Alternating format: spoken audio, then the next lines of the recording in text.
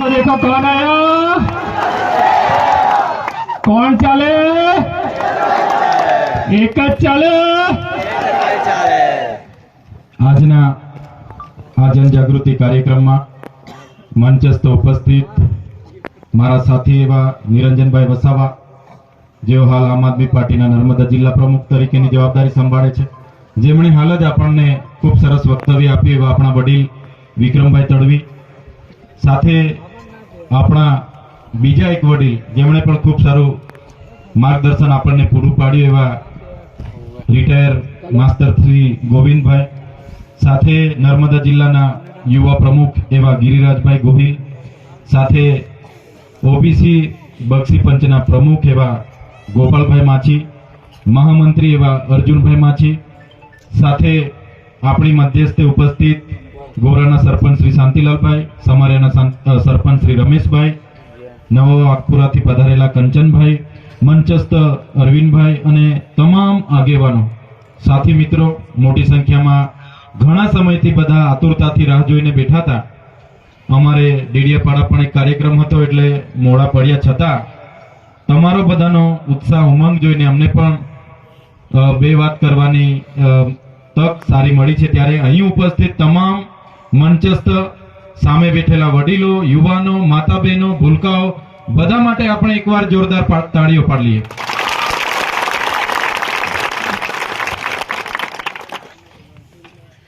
સાથીઓ, માનવામાં આવે છે કે આશરે 60 લાખ વર્ષ પહેલા આ પૃથ્વી પર માનવ સભ્યતાની શરૂઆત થઈ.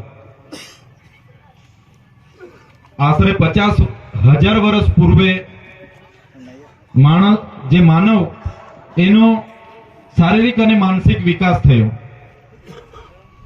અંદાજે માનવામાં આવે છે કે 10,000 વર્ષ પહેલા આ પૃથ્વી પર ખેતીની શોધ થઈ અને એવી જ રીતના અનેક નાની મોટી શોધો થઈ. જેમ જેમ ખેતીની શોધો થઈ અને આગળ વધતા ગયા તેમ તેમ નવી નવી સંપત્તિઓની, ખનિજ સંપદાઓની કબજા થવાની અને અનેક સંઘર્ષો, અનેક યુદ્ધો થયા. ઇતિહાસ એવું કહે છે કે હજારો વર્ષ પહેલા આદિવાસી સમાજના નાના મોટા કબીલાઓ હતા, સરદારો હતા, પોતપોતાના રજવાડાઓ હતા. જે જળ જંગલ જમીનની વાતો જે કરવામાં આવે છે, વિસ્તારોમાં આદિવાસીઓના રાજ હતા. આદિવાસી પોતે એકદમ સરળ જીવનશૈલીમાં જીવતા હતા, એકદમ સંવેદનશીલ, એકદમ સમૂહ ભાવના સાથે, પ્રકૃતિ પૂજા સાથે, પ્રકૃતિ મૂલ્યોની સાથે સ્વાવલંબનનું જીવન હતું. ક્યારે પણ કોઈનું શોષણ એમાં નહોતું થતું. પ્રકૃતિ જીવો, પ્રકૃતિના ઝાડ હોય, પશુ પક્ષી હોય, જીવજંતુ હોય, બધાની સાથે રહીને મનુષ્ય, આદિવાસી એ કાળમાં જીવતા હતા અને સંતોષી નર તરીકે જીવતા હતા. પોતે સ્વાવલંબન હતા, સ્વતંત્ર હતા. કોઈ પણ જાતના શોષણ વગર એ જીવન હતું. પણ ધીરે ધીરે વિદેશીઓના આક્રમણો થયા. હુણો આવ્યા, શક આવ્યા, આર્યો આવ્યા, અનેક જાતિના લોકો આવ્યા અને અહીંયા ઇતિહાસ કહે છે કે ઘર્ષણો થયા, સંઘર્ષો થયા. અને એ સંઘર્ષો થયા બાદ જે પ્રકૃતિ સાથે જીવનારો આદિવાસી સમાજ હતો એને સંઘર્ષો દરમિયાન પોતાની પ્રકૃતિ સાથે, પોતાની સંસ્કૃતિ સાથે અને પોતાના સમાજ સાથે વિસ્થાપિત થવું પડ્યું. સમાજની નાતા સાથે છિન્ન ભિન્ન થઈ ગયા.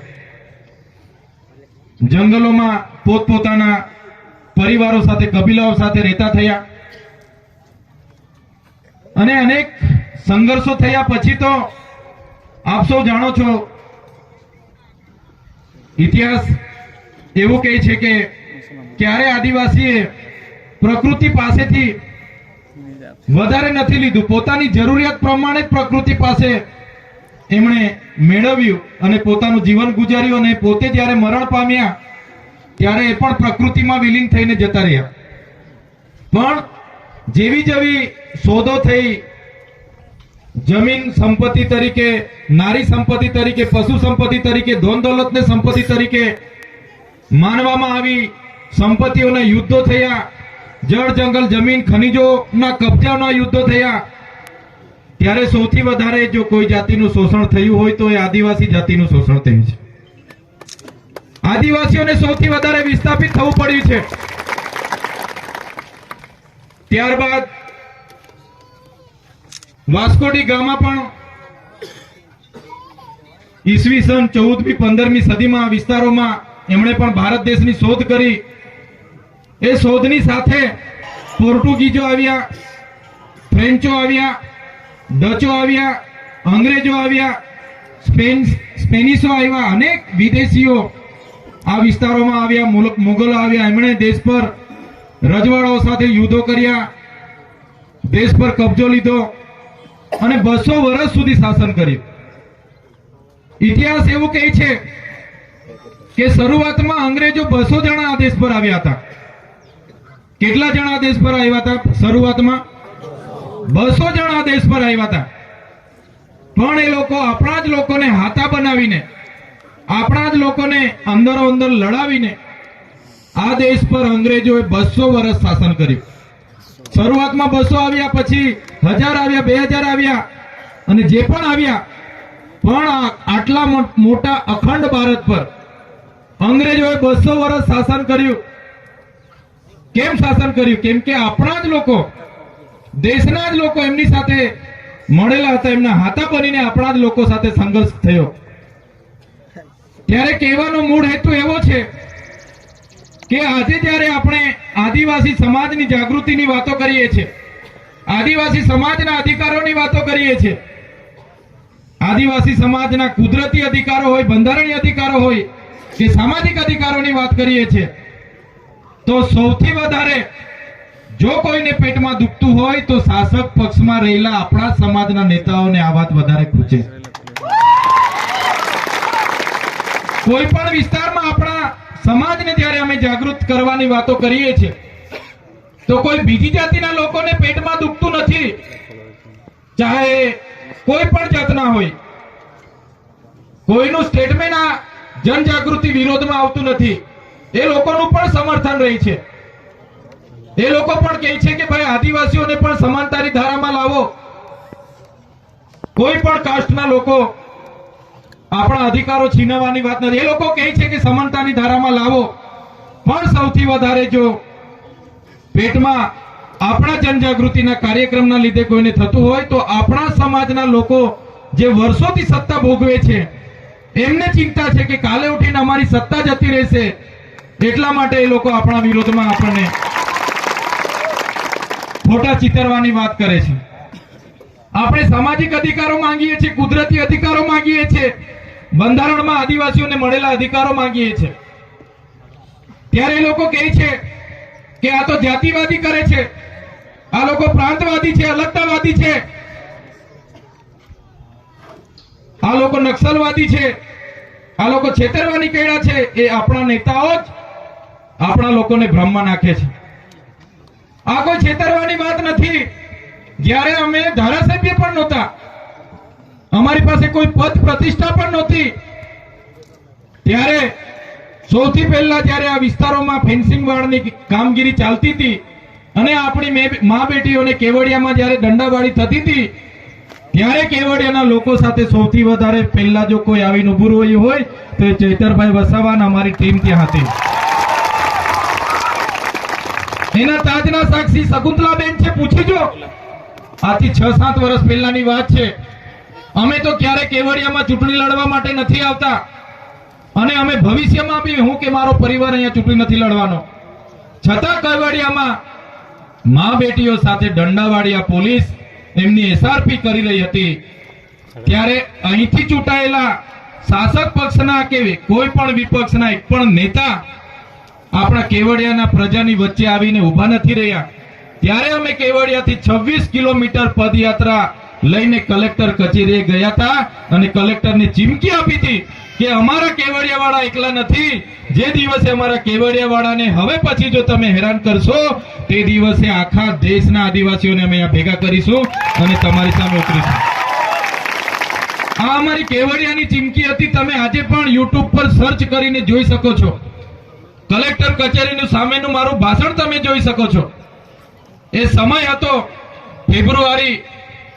જાન્યુઆરીની 2019 નો સમય હતો. 28 જાન્યુઆરી 2019 નો એ સમય હતો અને 2 ને 3 દિવસે 1લી કે 2જી જાન્યુઆરીએ મને પાછા કરવામાં આવ્યા હતા. સાથીઓ, મારે કોઈ 2 નંબરના ધંધા નથી કે મારે કોઈ સાથે જમીનના ઝઘડા નથી. છતાંય કેવડિયાના આંદોલનના ખાતર મને પાછા કરવામાં આવ્યા અને 94 દિવસ રાજકોટ જેલમાં મને રાખવામાં આવ્યો હતો. 94 દિવસ અને એવી પરિસ્થિતિમાં રાખવામાં આવ્યા હતા કે આ વિસ્તારના લોકો એવું કહેતા હતા, અમારા ડેડિયાપાડા હોય કે કેવડિયા હોય કે રાજપીપળા હોય, પોલીસ વિભાગના લોકો કહેતા હતા, અમારા લોકો મને કહેતા હતા, મારા પરિવારના લોકો પણ કહેતા હતા કે હવે આપણે જેલ નથી બેઠવું, આપણે લોકો માટે લડીએ છીએ તો આપણે વેઠવું પડે છે, પણ હવે આપણે બધા રાજનીતિ નથી કરવી, તમે બધું છોડી દો, આપણા પરિવાર સાથે શાંતિથી જીવીએ. છતાં ચૈતરભાઈ વસાવાએ જેલમાંથી આવીને પણ કેવડિયાના લોકોની લડત નથી છોડી અને કેવડિયા લોકો સાથે અમે ફરી પણ મળ્યા હતા. ફરી પણ કેવડિયાના લોકોને અમે આવીને મળ્યા હતા. શકુંતલાબેનના ઘરે અમે બધા ભેગા થયા અને ચર્ચા કરી કે તમારી સાથે જ છે, અમે જેલો કરશે અમે ડરવાના નથી. ફરી અમે 2020માં જ્યારે એસઓયુ સત્તામંડળ બન્યું ત્યારે એક પણ ધારાસભ્ય, તે સમયના એક પણ ધારાસભ્ય નાંદોદના હોય, ડેડિયાપાડાના હોય કે છોટાઉદેપુરના હોય, 27 આદિવાસી ધારાસભ્યમાંથી એક પણ ધારાસભ્ય કેવડિયા સત્તામંડળના વિરોધમાં બોલ્યો નથી. માત્ર જિગ્નેશભાઈ મેવાણી બોલ્યા હતા. એ આજે પણ મને યાદ છે. સત્તામંડળનો જ્યારે કાયદો પસાર થયો, એક પણ આદિવાસી ધારાસભ્ય વિધાનસભામાં બોલ્યો નથી. મિત્રો, આ સત્તામંડળ કાલે ધારે છે કે અમારે હજુ 10 કિલોમીટર ઝરવાણી સુધી લેવું છે તો સત્તામંડળમાં ઝરવાણીની પણ લઈ શકે છે. આજે 6 ગામને સત્તામંડળમાં લીધા છે. 6 ગામનો પાવર ખતમ થઈ ગયો, સરપંચનો પાવર પૂરો થઈ ગયો, ત્યાં કોઈ ગામ સભા નથી મળતી. સત્તામંડળ નક્કી કરે ફાઇનલ, સરપંચનું સત્તાનું કંઈ ચાલતું નથી. જો આ સત્તામંડળ આવનારા દિવસોમાં નક્કી કરશે કે આપણે સાપુતારાથી લઈને સ્ટેચ્યુ ઓફ યુનિટીનો રોડ આ વિસ્તારમાં આવે છે, ઝરવાણીને પણ આપણે ડેવલપ કરી લઈએ, એને પણ સત્તામંડળમાં લઈ લઈએ, તો તે દિવસે પણ આ લોકો ધારશે તો ઝરવાણીને પણ સત્તામંડળમાં લેશે. તે દિવસે આપણો સરપંચ પણ આપણો નહીં હશે, આ વિસ્તારનો તાલુકા સભ્ય પણ નહીં હશે, કોઈની ગામ સભા પણ આ વિસ્તારમાં ચાલશે. એવો સત્તામંડળનો કાયદો છે. આપણા બધા પાવરો એમાં છીનવાઈ જાય છે. એટલે અમે લડતા હતા. 2020-21માં અમે એ સત્તામંડળના કાયદાના વિરોધમાં કેવડિયા ખાતે અમે ધરણા પ્રદર્શન આંદોલન અમે ચાલુ કર્યું હતું. હેલિપેડનું ગ્રાઉન્ડ હતું. અમે 2-3 હજાર લોકો ત્યાં ધરણા પર આવા તાપમાં બેઠા હતા. આજે પણ મારા કેવડિયાના સાથી મિત્રો, મારા શકુંતલાબેનથી માંડીને બધાને ખબર છે, એ રદ કરવા માટે અમે લડતા હતા. એક પણ ધારાસભ્ય ગુજરાતનો અમારા સહકારમાં નથી આવ્યો. 70 લોકો પર અમારા પર ત્યારે પણ ફરિયાદ થયેલી, અમને બધાને જેલમાં નાખ્યા હતા, અમારી ગાડીઓ નાખી દીધી હતી, અમારો મંડપ, અમારા પડદા. ત્યારે પણ અમે કીધું હતું તમારે જેટલી વખત જેલમાં નાખવા હોય તેટલી વખત નાખજો, અમે કેવડિયાને જનતા માટે જ્યાં પણ અન્યાય થશે અમે લડીશું, અમારી તમારી જેલોથી અમે ક્યારે ડરવાના નથી. સાથીઓ, જ્યારે આવા અન્યાયો થાય છે ત્યારે અમને દુઃખ થાય છે. નર્મદા ડેમની જ્યારે દેશને જરૂર પડી ત્યારે આપણા આખાને આખા ગામડા એમાં આપણે વિસ્થાપિત થયા છે. આપણા પરિવાર સાથે વિખૂટા પડી, આપણી પ્રકૃતિ સાથેનો નાતો તૂટી ગયો, આપણી સંસ્કૃતિ તૂટી ગઈ, સમાજ સાથે આપણે વિખૂટા પડ્યા અને આપણા સાથેના લોકો કેટલા વિસ્થાપિત થઈને નવા વસાહતોમાં જતા રહ્યા. આજે પણ એમના અધિકારો એમને નથી મળ્યા. એમણે કીધું તું પરિવારમાંથી એક જણને સરકારી નોકરી આપીશું, સિંચાઈ પિયતવાળી ખેતીની જમીન આપીશું, નર્મદાની વીજળી મફત આપીશું. આજે પણ એ લોકોની માંગ નથી પૂરી થઈ. આજે પણ એ લોકોના ગામોમાં સ્મશાનની જગ્યા નથી. એ લોકોની ગામમાં આજે આંગણવાડી નથી. એ લોકોના ગામમાં આજે પણ શાળા નથી, ગોચર નથી. એવી પરિસ્થિતિ અહીંથી વિસ્થાપિત થયેલા લોકોની છે. એટલા માટે અમને દુઃખ થાય છે. નર્મદાનો ડેમ બન્યો, પાણી તમે કચ્છ સુધી લઈ જાઓ છો, અમને વાંધો નથી. તમે પૂરા દેશમાં લઈ જાઓ, બધાને આપો, અમને કોઈ જ વાંધો નથી, બધાને આપો. પણ જે આદિવાસી સમાજે પોતાના ગામો અહીંયાથી વિસ્થાપિત કર્યા, પોતાની જમીન એમાં ડૂબી ગઈ, એ લોકોને આજે પણ પીવાના પાણીના ફાફા કરવા પડે એ વાત સાથે અમે સંમત નથી. એટલે આવનારા દિવસોમાં આપણે બધાએ જાગૃત થવું પડશે. આપણે તળાવ રાખવા બેઠા છે અને તરસ્યા મરીએ છીએ એવી વાત અહીંયા ઊભી થાય છે. આપણું પાણી આપણને નથી મળતું, ત્યારે સરકારોને પણ કહેવા માંગીએ છીએ, તમે ગુજરાત નહીં, તમે દેશમાં લઈ જાઓ પાણી, અમને વાંધો નથી, પણ અમારા સમાજને કેમ નથી આપવા માંગતા? જો આવનારા દિવસોમાં આ સરકારો આપણા આદિવાસી સમાજને નર્મદાનું પાણી નહીં આપશે, તે દિવસે આપણે બધા ભેગા થઈને નર્મદા કેનાલ બંધ કરવાની ફરજ પડશે. તો આપણે બંધ કરાવી દઈશું. અહીંયા તળાવ રાખવા બેઠા છે આપણે તરસ્યા મરીએ છીએ, એ હવે ચાલવા દેવાનું નથી. આજે સ્ટેચ્યુ ઓફ યુનિટી થી ગ્રીન કોરિડોર બનતો અહીંયા સુધી આવી ગયો છે, પાટલા મોહ સુધી. અમારે ડેડિયાપાડામાં આવીને અમે અટકાવીને બેઠા છે. અમે સરકારને કીધું વિકાસ સાથે અમે સહમત છે, પણ તમારા રોડમાં અમારા ખેડૂતને શું વળતર મળવાનું છે? અમારા ખેડૂતનો મોવડો જાય, આંબો જાય, જે ઝાડ કપાશે એનું શું વળતર મળશે? કાચું ઘર પાકું ઘર જશે એનું શું વળતર મળશે? બોર જશે, કૂવો જશે એનું શું વળતર મળશે? જમીનનું શું વળતર મળશે? જે લોકો સનદ મળી છે, જંગલની જમીન ખેડી ખાય છે લેવલિંગ કરીને, એમને શું વળતર મળશે? ત્યારે સરકાર પાસે જવાબ નથી.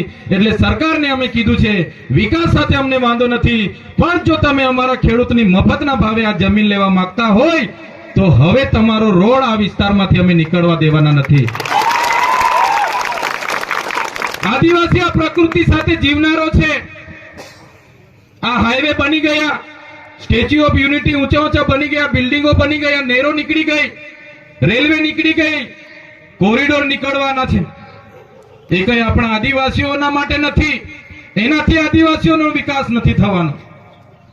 એ વિકાસ એ પૂંજીપતિઓનો, ઉદ્યોગપતિઓને આ વિસ્તારમાં લાવવા માટેનો, આ વિસ્તારમાં જે ખનીજોના ભંડારો છે એને કાઢવા માટેનો આ લોકો આગોતરું પ્લાનિંગ કરી રહ્યા છે. તો સાથીઓ, આજે તમે કેવડિયાવાળા એકલા નથી.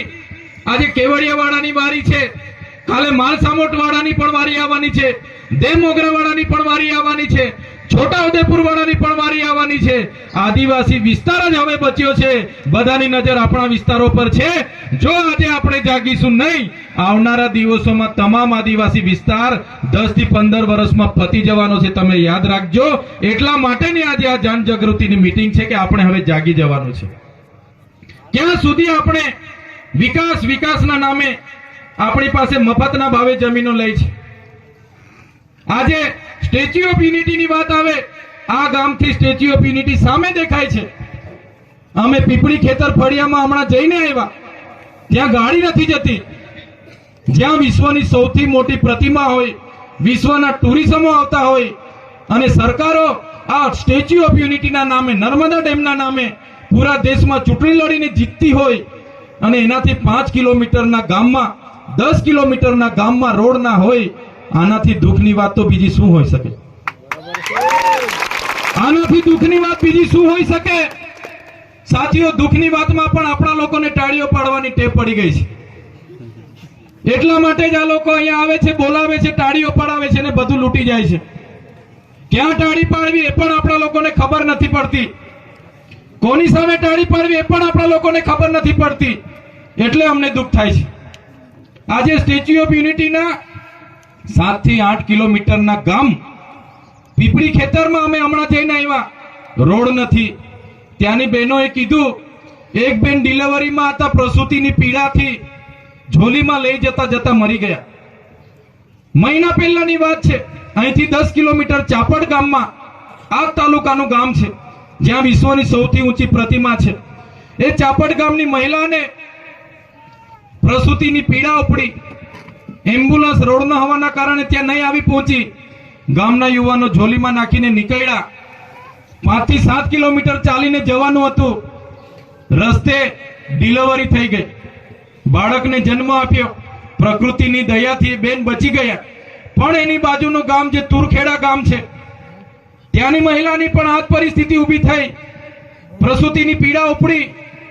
ગામના યુવાનો વડીલો ઝોલીમાં લાખીને લઈ જતા હતા. એટલી પીડા ઉપડી કે બેનને રસ્તામાં ડિલિવરી થઈ ગઈ અને બેનને પોતાની જીવ ગુમાવવો પડ્યો. શા માટે આદિવાસીઓ સાથે અનદેખી કરવામાં આવે છે? મોટી મોટી સમાનતાની વાતો થાય છે, પણ વરવી વાસ્તવિકતા એવી છે કે દેશના આઝાદીના 78 વર્ષ પછી પણ અમારી જમીનો સંપાદન થઈ, એનું વળતર નથી મળ્યું. વિસ્થાપિતોને એની માંગો નથી પૂરી થઈ. આ વિસ્તારોમાં શિક્ષકો માટે અમારે આંદોલનો કરવા પડે, રોડો માટે અમારે આંદોલનો કરવા પડે, સ્કૂલો માટે અમારે આંદોલનો કરવા પડે, યુવાનોના રોજગારી માટે આંદોલનો કરવા પડે, જંગલની જમીનો માટે અમારે આંદોલનો કરવા પડે, નર્મદાના પાણી માટે અમારે આંદોલનો કરવા પડે. તો આ સરકારોને હવે કહેવા માંગીએ છીએ, નર્મદામાં અમે જમીનો આપી, કરજણમાં અમે જમીનો આપી, ઉકાઈમાં અમે જમીનો આપી, કઢાણામાં અમે જમીનો આપી, રોડોમાં અમે જમીનો આપી, નહેરોમાં અમે જમીનો આપી, હાઈ ટેન્શન લાઈનોમાં અમે જમીનો આપી, જીઆઈડીસીઓમાં જમીનો આપી, જીએમડીસીઓમાં જમીનો આપી, સરકારી ભવનો બનાવવામાં જમીનો આપી, છતાં અમારો વિકાસ નથી થતો. તો સરકારોને કહીએ છીએ, જો તમે અમારો વિકાસ કરવા નહીં માંગશો તો આવનારા દિવસોમાં દેશનું 29મું રાજ્ય ભીલ પ્રદેશ અમે બનાવવા જઈ રહેલા છે. એની રાજધાની અમે કેવડિયા બનાવીશું. અમને અલગ 29મું રાજ્ય અમારું સ્વતંત્ર આપી દો. એની રાજધાની અમે કેવડિયા બનાવીશું. અમારી પાસે આટલું બધું પાણી છે, એની રોયલ્ટી છે. વીજળી ઉત્પન્ન થાય છે, એની રોયલ્ટી આવે છે. અમારે ત્યાં લિગ્નાઇટની ખાણો છે, રેતીની ખાણો છે, યુરેનિયમની ખાણો છે. અમારે ત્યાં ભૂગર્ભમાં એટલા બધા ખનિજો છે, જળ છે, જંગલ છે, જમીનો છે. અમને અલગ સ્વતંત્ર આદિવાસીઓનું સ્વાયત્ત રાજ, અમને અલગ ભીલ પ્રદેશ રાજ્ય આપો. અમે અમારો વિકાસ કરી લઈશું. હવે તમારા ભીખની અમને જરૂર નથી. ક્યાં સુધી અમે, અમારા સાથી મિત્ર નિરંજનભાઈએ કીધું, ક્યાં સુધી અમે આંદોલનો કરીશું? ક્યાં સુધી અમે ધરણાઓ કરીશું? ક્યાં સુધી અમારા જમીનોના વળતરો માટે ભીખ માંગીશું? ક્યાં સુધી લડેંગે જીતેંગે? ક્યાં સુધી જિંદાબાદ મુર્દાબાદ કરતા રહીશું? એટલે હવે જે પણ અમારી બાપ દાદાએ જિંદગી લડેંગે કહ્યું હશે, અમારા બાપ દાદાએ જે પણ ધરણા પ્રદર્શન કર્યા હશે, અમે હવે યુવાનો તૈયાર નથી. હવે સરકારને અમે સીધી ને સરળ ભાષામાં કહેવા માંગીએ છીએ, દેશનું 29મું રાજ્ય અમને ભીલ પ્રદેશ આપી દો. અમે અમારો વિકાસ કરી લઈશું. એની રાજધાની અમે કેવડિયા બનાવવા જઈ રહેલા છે અને અમારા સમગ્ર આદિવાસી સમાજનો અમે વિકાસ કરી લઈશું. આજે આપણે તમે જોઈ લો, દેશમાં 8% આદિવાસી વસ્તી છે, ગુજરાતમાં 15% આપણી વસ્તી છે, છતાં નિર્ણાયક ભૂમિકામાં આદિવાસી નથી. બજેટ તૈયાર થાય છે, એમાં આપણા લોકો નથી. સચિવાલયમાં આપણા લોકો નથી. કલેક્ટર હોય, એસપી હોય, એમાં આપણા લોકો નથી. આજે યુનિવર્સિટીઓના કુલપતિ આપણા લોકો નથી. ન્યાય પ્રણાલિકાઓમાં આપણા લોકો નથી. જ્યાં પણ નિર્ણય લેવાનો હોય છે ત્યાં આપણા લોકોને સાઈડ પર કાઢવામાં આવ્યા છે. કરોડો અબજોના બજેટો બની જાય છે, પણ ગેર આદિવાસી લોકો એ બજેટો સગે વગે કરવા અને મંત્રીઓના હાથા બનાવીને, અહીંના ધારાસભ્યોને હાથા બનાવીને, સાંસદોને હાથા બનાવીને અહીંની જમીનો આજે લૂંટાઈ રહી છે. આજે 73 એની જમીનો કેવડિયામાં કલેક્ટરોએ શ્રી સરકાર કરીને એમના મળતિયાઓને આપી દીધી. એક પણ નેતા બોલવા માટે તૈયાર નથી. ઊંચા ઊંચા ભવનો બની ગયા, બિલ્ડિંગો બની ગયા. એક પણ નેતા ખેડૂતો સાથે આવીને ઉભો રહેવા તૈયાર નથી. અહીંયા એટલી મોટી એજન્સીઓ બધી આવી. સફારી પાર્ક જેવા સફારી પાર્ક 200 કરોડના ટ્રાઇબલ બજેટથી બનાવવામાં આવ્યો અને રૂપિયાના ટોકનથી રિલાયન્સને આપી દેવામાં આવ્યો. એક પણ નેતા બોલવા તૈયાર નથી. શા માટે આદિવાસીઓને આટલો બધો અન્યાય થાય છે? શા માટે? દેશના આઝાદીમાં અમે કહીએ છીએ, આઝાદીમાં આદિવાસી સાથે જ કેમ અન્યાય? જ્યારે અમે આદિવાસીઓ માટે બોલીએ છીએ ત્યારે કેટલાક નેતાઓ અમને જાતિવાદીમાં ખપાવે છે, કેટલાક અલગતાવાદીમાં, પ્રાંતવાદીમાં. વિકાસ વિરોધીમાં નક્સલવાદીઓમાં અમને ચિતરે છે, ત્યારે અમે કહેવા માંગીએ છીએ અમારા અધિકાર, કુદરતી અધિકાર અમને જોઈએ છે, બંધારણીય અધિકારો અમને જોઈએ છે. આ વિસ્તારોમાં આજ દિન સુધી અનુસૂચિત 5 લાગુ નથી થઈ, પૈસા એક્ટ લાગુ નથી થયા. શા માટે? 73 એના અમારા કાયદાનું ઉલ્લંઘન કરવામાં આવે છે. બંધારણમાં જે પણ માનવતાવાદી કાયદાઓ બનાવવામાં આવ્યા છે એનું આ અધિકારીઓ દ્વારા અર્થઘટન કરીને, ખોટું અર્થઘટન કરીને ઉલ્લંઘન કરવામાં આવે છે. ત્યારે અમારે હવે આ બધું સહેવાનું, અમે સહેવાના નથી. જે રીતે તેલુગુ લોકોને તેલંગાણા મળ્યું છે, મરાઠાઓને મહારાષ્ટ્ર મળ્યું છે, ગુજરાતીઓને ગુજરાત મળ્યું છે, પંજાબીઓને પંજાબ આપવામાં આવ્યું, નાગા લોકોને નાગાલેન્ડ આપવામાં આવ્યું, ઝારખંડ બન્યું, છત્તીસગઢ બન્યું, ઉત્તરાખંડ બન્યું. એ જ રીતે આદિવાસીઓને અલગ ભીલ પ્રદેશ આપી દો, અમે અમારા આદિવાસીઓનો વિકાસ કરી લઈશું. અને એમાં અમે ક્યારે કોઈને, આ લડતમાં અમે કોઈને વિચારવાના નથી. ઘણીવાર કહેવામાં આવ્યું અમે કાલે આપી દઈએ, પણ કઈ રીતના વિકાસ થશે? આટલી મોટી દેશમાં 80% ખનિજ સંપદાઓ આદિવાસી વિસ્તારોમાં છે, તો પણ આજે 80% આદિવાસી ગરીબ રેખાના નીચે જીવે છે. આજે દેશમાં નાના મોટા ડેમો હોય, ખનિજોની ખાણો હોય, કારખાના હોય, જીઆઈડીસી હોય, સરકારી આવાસો હોય, રોડ હોય, રસ્તા હોય, કોરિડોરો હોય, નહેરો હોય કે રેલવે હોય. આજે દેશમાં 1,40,00,000 લોકો આદિવાસીઓને વિસ્થાપિત કરવામાં આવ્યા છે. આજે 1,40,00,000 આદિવાસી પોતાની જમીનોથી વિભિન્ન થઈ ગયેલો છે, પોતાની સંસ્કૃતિથી, પોતાની પ્રકૃતિથી ભિન્ન ભિન્ન થઈ ગયેલો છે, પોતાના સમાજથી છિન્ન ભિન્ન થઈ ગયેલો છે. ત્યારે આજે આદિવાસી બેહાલ છે.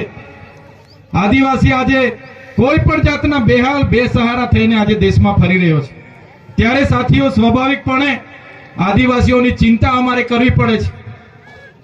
આજે જે પરિસ્થિતિ આ વિસ્તારોમાં લોકો કરી ગયા છે, આવનારા દિવસોમાં સ્ટેચ્યુ ઓફ યુનિટીથી સાપુતારાનો કોરિડોર આવી રહ્યો છે, ત્યારે પણ આપણે જાગવાની જરૂર પડશે અને બધાએ સાથે રહીને આગળ વધવું પડશે. વધારે વિશેષ નથી અમે કહેતા, પણ આદિવાસી સમાજનો ઇતિહાસ ગૌરવશાળી છે. દેશની આઝાદીમાં આટલું મોટું યોગદાન આપ્યું, દેશના વિકાસમાં આટલું મોટું યોગદાન આપ્યું, પણ જ્યારે આટલી બધી આદિવાસીઓ સાથે અસમાનતા ભાવથી જોવામાં આવે છે, ત્યારે દુઃખ સાથે અમારે કહેવું પડે છે. ત્યારે વધારે વિશેષ નથી કહેતા, સમય પણ ઘણો થયો છે, તમે પણ ઘણા સમયથી બેઠા છો, પણ જે પરિસ્થિતિ આપણી છે એમાંથી નીકળવા માટે આપણે બધાએ જાગવું પડશે. જે નેતાઓને આપણે ચૂંટીને મોકલીએ છીએ, ચાહે તાલુકા પંચાયતનો હોય, જિલ્લા પંચાયતનો હોય, ચાહે ધારાસભ્ય હોય કે સાંસદ સભ્ય હોય, એ આપણું પ્રતિનિધિત્વ ત્યાં વિધાનસભામાં કે સંસદ સભામાં કરતા નથી. એના કારણે જ આજે આપણે દુઃખી થયા છે. ત્યારે સાથીઓ, મૂળ વાત, આવનારા દિવસોમાં જે પણ ચૂંટણીઓ આવશે, એ ચૂંટણીઓમાં તમારું પ્રતિનિધિત્વ કોણ કરી શકે છે, તમારા માટે કોણ ગ્રાઉન્ડ પર અને સદનમાં બોલી શકે છે, એવા નેતાને તમે પસંદ કરીને જ આવનારા ભવિષ્યમાં આગળ મોકલજો. તો જ આપણા બધાનો કંઈક નિવાડો આવશે એવું માનું છું. સાથે સાથે આજના આ કાર્યક્રમમાં અમને બધાને તમે લોકોએ આમંત્રિત કર્યા, અમારું સન્માન કર્યું, અમારા સ્વાગત કર્યા, અમને સાંભળ્યા, એ બદલ બધાનો આભાર માનીએ છીએ. સાથે સાથે બધાને ઉલગુલાલ, આપ કી જય, સ્વકર્તા પિતૃ કી જય, બધાને જોહાર, પ્રકૃતિ કી જય, ભારત માતા કી જય. જય ભીલ પ્રદેશ સાથે વિનમું છું. બધાનો ખૂબ ખૂબ આભાર, ધન્યવાદ. જય આદિવાસી. ખૂબ ખૂબ આભાર.